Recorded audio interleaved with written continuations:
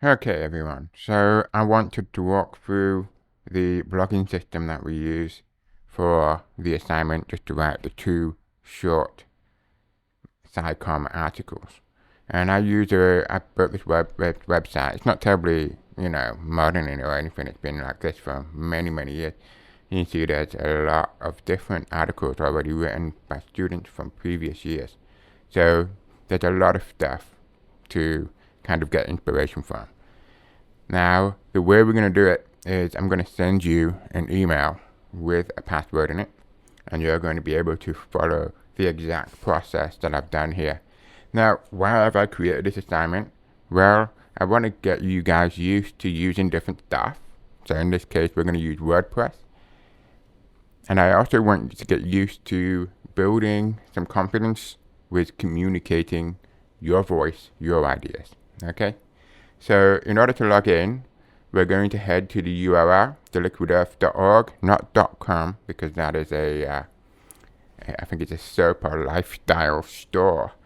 That's appeared since I made this domain name. And then you're going to go WP, and then you're going to use a dash, which will be the negative sign on your keyboard, and then admin. Okay? And press return. It's going to take you to a login screen. You'll have a username and a password that you can then enter. It may request that you change the password from the email, etc. There's also a lost password button here. So if you click login, it's going to take you to a dashboard that looks like this. So this is what we call the back end. The front end is what the visitors see. The back end is what the administrators see, the authors, the writers, and so on. And you see there's a few bits and pieces going on in here, but we're not going to stay in there for very long. We're going to create a post. So we go over to the post link, and you see all of the posts from previous students. Now you will see that I've got some that are categories, and I've got my name is for everyone. So once you finish the course, I will just remove your name and any personal identifying information. That's not to stop you from creating some fake pseudonym if you want to, but remember, I have to grade this. So if I can't identify who it is, I'm not going to be able to assign a grade. So it's just for a short period. You use your name, we'll be able to track what's going on. Okay? So you'll see that you can view these, but you cannot edit them. Okay? Which is set due to the security protocol. So I'm currently logged in as a contributor. So I'm click add post, and then it's going to take me to the actual editing screen. So this is going to be familiar to you in many ways, in that it's very similar to Google Docs or to Word. And it's got a nice little pop-up will appear the first time that you go in here, telling you how it all works. And you can just kind of learn a little bit more, do some research, detailed guide, and you can learn more about the WordPress blog editor, how it all works, everything that goes on. So I would encourage you to keep an eye on your layout, your formatting, your structure. A lot of the fonts and sizes are all set in the system already because the website has a theme, and what that theme does is it kind of controls how things look. But at the same time, you copy and paste things in, it's going to end up with some different formatting. It's going to look bad. Okay? So it takes a few minutes, and this is a tip that I hope you will take with you for a very long time. It takes just a few minutes to just make sure that everything is well formatted, well put together, but it's going to yield a lot more success for you. Okay? Things that look scruffy give me the sense, as somebody who's reading application letters and other things, CVs, resumes, that the person doesn't really care. And that's not true. So you want to make sure that you portray your best foot forward. And if you ever go into academia, font size becomes a real issue. And if you have different font sizes in a proposal, it can lead to instant rejection. Okay, I'm going to click get started. So my blog article, I haven't written one, so it is what it is. I'm going to call the deep sea floor as the title of my post. So that is going to be the overall title for the article. And if I just open up a new page, it's going to be this one here. And if you click that, it's going to be that there. Okay? That's going to be the title. So you see the student here put a full stop on. No need for that. Okay. And then here I'm going to, and I'm just going to fake some text. Okay. So the nice thing about WordPress is that you can use these blocks. So I'm just creating some fake text, and if I press return, it creates a new block or a new paragraph. Okay.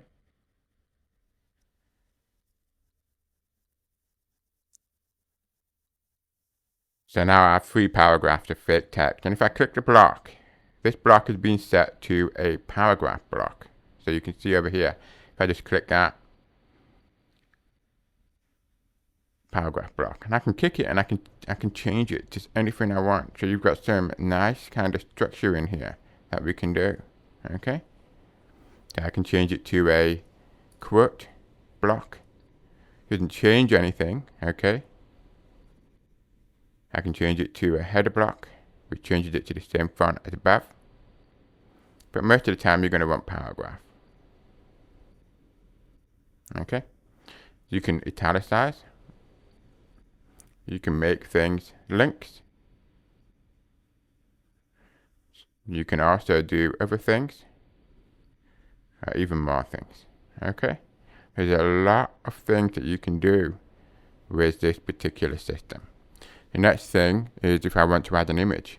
So you see when I click down here into a new block area, there's a little plus button.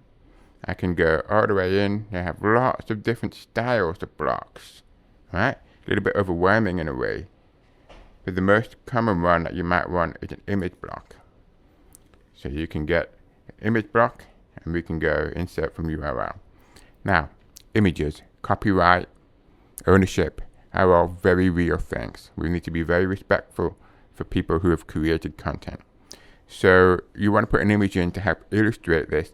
You may find a fantastic image, but it's not available to you, right? You can't use it. Of course you can copy it, but do you truly have the rights to republish that piece on the internet? And the answer is no. You can either A, contact and ask for permission for the rights holder, which you may never get a response, or B, seek out public domain imagery, aka royalty-free, Creative Commons. All these different words mean someone has given you the rights to be able to use this for a purpose. Okay? Some rights may be constrained, like for example, you can't use it for a commercial purpose, or you can't use it for you can't use it without paying them, for example. But most of the time, people are quite generous with what they pass away. So, NOAA, public domain images. NOAA have a mandate to provide all of their stuff as part of the public domain because we've already paid for it. Okay? So you can go all the way through and find images from NOAA. Now, let's have a look and see if it gives you any items here that you need to read. So, you mentioned no images. NOAA Digital Library are in the public domain, cannot be copyrighted, unless otherwise noted in credit or caption of the item of interest. You may use it without express permission. The one exception is videos, as they often use third-party copyrighted footage. However, you may use this material, but you cannot claim it as your own. Use it as a manner that implies an endorsement, modify or misrepresent the content. Okay? We cannot use the NOAA emblem either. So that is a very broad license to use. So there's lots of different stuff we can go in. Let's say you're writing a blog about the deep sea floor. I'm going to go deep ocean. Let's see what I find in here. There's some old pictures going all the way back. That's an interesting one. You know, if I were to do something with the deep sea floor here, let's have a look at this, see if I'm allowed to use this. Deep ocean bottom photograph, image credit NOAA, voyage to inner space, some dates down here that I might be able to find a little bit more information about. Not a lot of information about it, which is a shame because I'd like to know where it came from. I immediately downloaded it, and I'm going to go back to my post, and it says here, drag and drop an image, upload or choose from your library. Let's see if I can drag it directly from Chrome. Might not be able to. Yeah, I probably have to do it through the Finder window. you may not see me bring up that window here. Let's see if I can drop it in. Not liking it. Why are you not adding image? I wonder if I have you set up incorrectly here. Insert an image. So I can drop an image upload. So I get rid of that, see if that works. This should turn blue. So I have a technical difficulty, which I hope you guys won't have. I'm going to have to redo the entire video if I need to spend some time to fix it, which is a shame. Paste or type URL, drag or drop an image. I have an image. I'm trying to drag or drop it. Let's try creating the block again. Go back in. Okay. Alright, let's pause you. Okay, so we're going to add the image and I fixed this element here. So ignore that confusion. It was to do with what level I've given my account. So it had different security settings and I hadn't given it the ability to upload. So I've now changed that, and you will not have that same problem as I did. So I'm just going to delete this block, go back down, create a new image block, and then now it says upload. So now I can drag and drop, and you see it goes blue, and drag and drop that image in. Okay, I can resize the image, and I can also add text. I can crop it. I can add a caption. So we should always add a caption.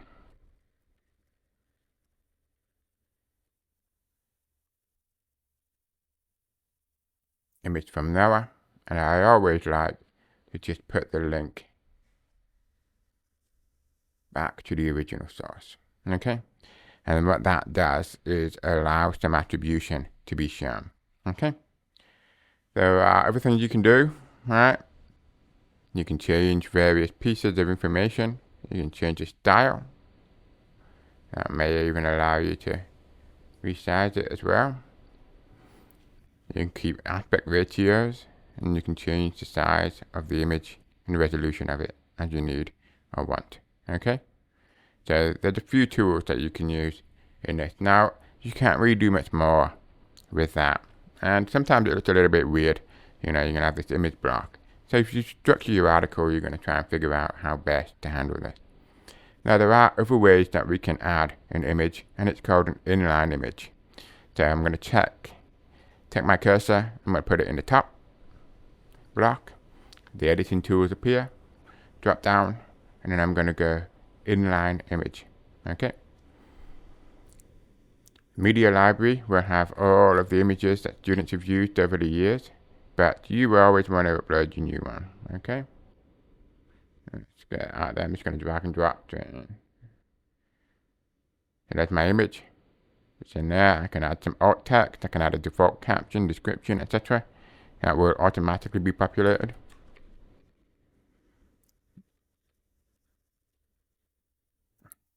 Alt text is a way to allow screen readers, for people that cannot really see the screen or make out certain details.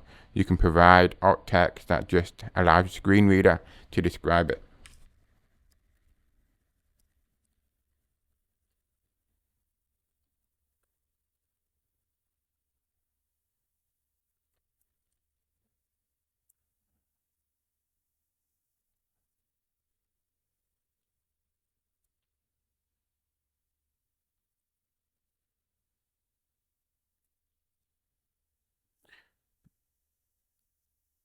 And there's my inline image. Now an inline image is a little bit annoying, you know, so I can't really move it terribly well. But I can change the size.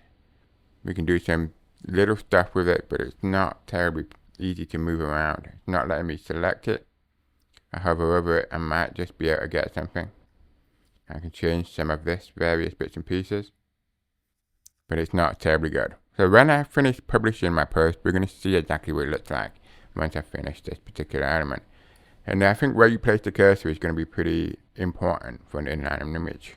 So let me just try inserting it over there. We've got one there, we've got one in the middle, and we've got our actual default text. So let's have a look. Publish. going to ask you what you want to do. And you can just check all of these things and then you click publish. Now the post is live on the website. So I'm just going to open this in a new tab. And you can see inline images look like rubbish. This one looks okay. We're not going for supremely well formatted here. We're going to stay within the entire scene, the theme of the website. Okay. So I'm going to get rid of those inline images. So I'm on my page. You can click edit post, or you can go back into the dashboard, posts, use yours. It says mine at the top here. Click all, it'll show all of them. Okay, but that's mine. Click edit. I'm going to remove the inline image. This one, I want it to be in the middle. I don't know why I can't get it in the middle. It's kind of annoying.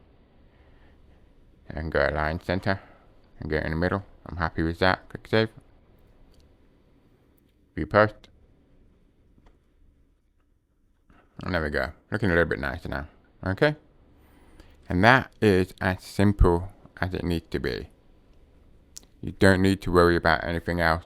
Really just get going. Right? Just have a play.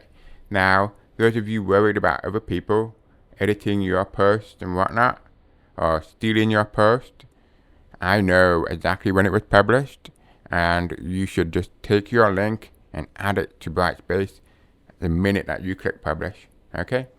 So if I go into my post here, I probably just have to go to the main website. There's my post. I'm going to take a copy of that link here, and that is what I'm going to submit into Brightspace for my piece. So you write your post, publish it, drop that link into Brightspace. You can wash your hands, you've done the assignment. I will then go in, start giving you some feedback on the writing, the general structure, what you produced, and so on. Okay? We're going to talk a little bit today about what that post might look like, how to structure it, and how to approach it. But essentially, I just want to see you just get some words down onto a piece of website, as it were, rather than paper, and just start telling me what you're interested in. Okay? Now, a lot of students say, I can't write. Okay, I can't write, blah, blah, blah. And that's not true. Okay, of course you can write. You just need to get going. Practice. Practice really does make perfect. Okay? That's it. So, as usual, any questions, please do ask. I'm sorry about the confusion with my misallocation of the author posting rights. But other than that, should be good to go. I will see you in a lecture that can come in.